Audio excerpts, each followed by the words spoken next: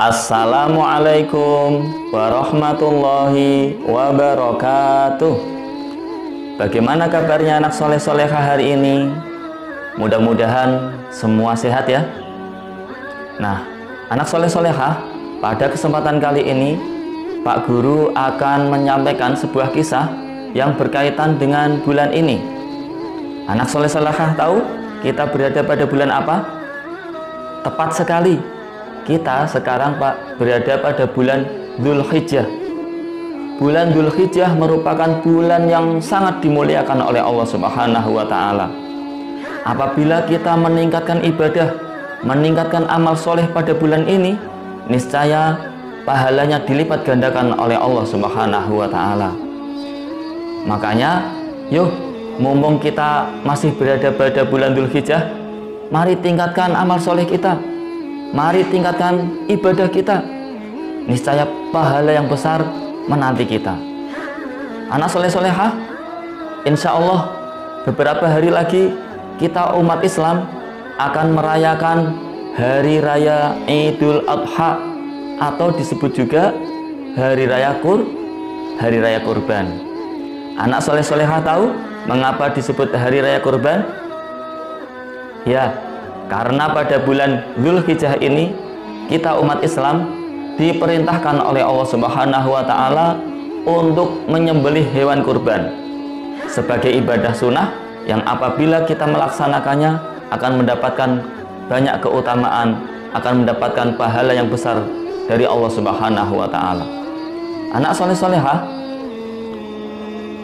ada sebuah peristiwa besar yang melatar belakangi ibadah kurban ini, yaitu sebuah kisah tentang cinta dan pengorbanan dari seorang nabi dan anaknya, yaitu siapa? Ya, Nabi Ibrahim dan Nabi Ismail alaihimassalam. Nabi Ibrahim merupakan seorang nabi yang sangat cinta kepada Allah Subhanahu wa Ta'ala. Saking cintanya, beliau rela mengorbankan segala yang dimilikinya demi tegaknya kalimatullah, demi tegaknya agama Allah Subhanahu wa Ta'ala. Hingga pada suatu saat Allah Subhanahu wa Ta'ala ingin mengujinya, sampai sejauh mana kecintaan Nabi Ibrahim kepada Allah Subhanahu wa Ta'ala. Melalui sebuah mimpi, Allah Subhanahu wa Ta'ala memerintahkan kepada Nabi Ibrahim alaihissalam agar menyembelih putranya, yaitu siapa tadi? Ya, Nabi Ismail alaihissalam. Sehingga pada pagi harinya Nabi Ibrahim alaihissalam memanggil putra kesayangannya tersebut, "Wahai anakku, sesungguhnya Allah Subhanahu wa Ta'ala memerintahkanku melalui sebuah mimpi agar menyembelihmu. Bagaimana pendapatmu, wahai anakku?" Nah, anak soleh-solehah, kira-kira bagaimana reaksi Nabi Ismail mendengar perintah Allah tersebut ya? Apakah dia membantah? Tidak. Apakah dia lari? Tidak. Bahkan dia dengan tegas mengatakan, "Wahai ayah, laksanakan perintah Allah. Kalau itu memang benar-benar perintah Allah, jangan ragu-ragu wahai ayahku. Jangan ragu-ragu, laksanakanlah. Insya Allah aku termasuk orang-orang yang sabar." Nah, seketika Nabi Ibrahim alaihissalam langsung memeluk putra kesayangannya tersebut. "Wahai anakku, sungguh aku mencintaimu dan aku sangat bangga kepadamu."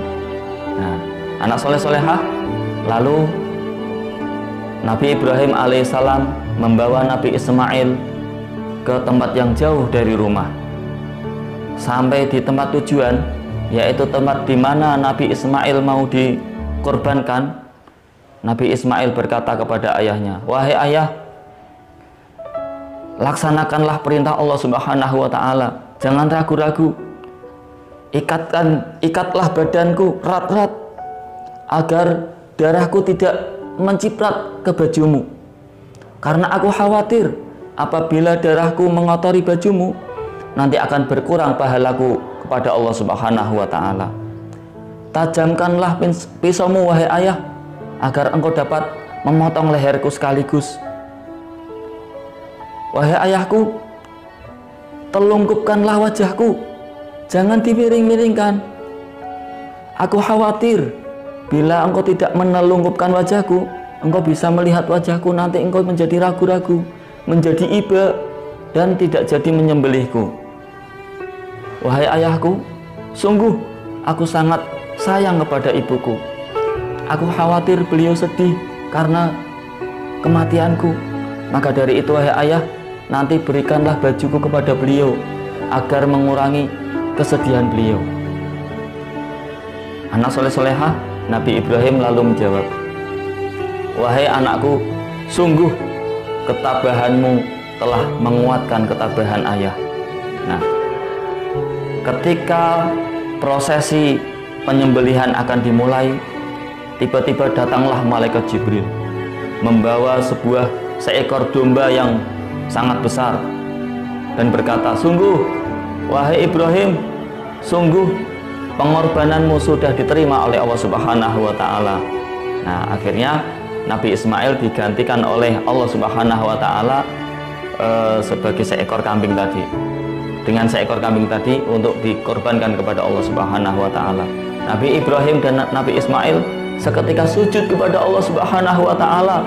Mereka telah membuktikan kecintaan mereka kepada Allah Subhanahu wa Ta'ala.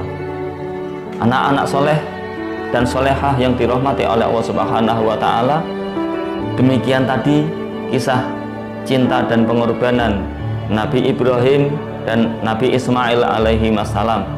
Ada banyak hikmah yang dapat kita petik dari cerita tersebut. Di antaranya adalah kita harus mencintai Allah Subhanahu wa Ta'ala, mencintai Rasulullah Shallallahu alaihi wasallam di atas segala-galanya. Caranya gimana? Caranya dengan mentaati segala perintahnya dan menjauhi segala larangannya. Dan selanjutnya, kita harus berbuat baik kepada orang tua kita. Taati segala perintahnya. Ketika perintah itu tidak melanggar syariat, tidak melanggar perintah Allah Subhanahu wa Ta'ala, maka wajib kita laksanakan. Demikian dari Pak Guru, mudah-mudahan bermanfaat. Wallahul muwafiq ila aqwamit thoriq. Assalamualaikum warahmatullahi wabarakatuh.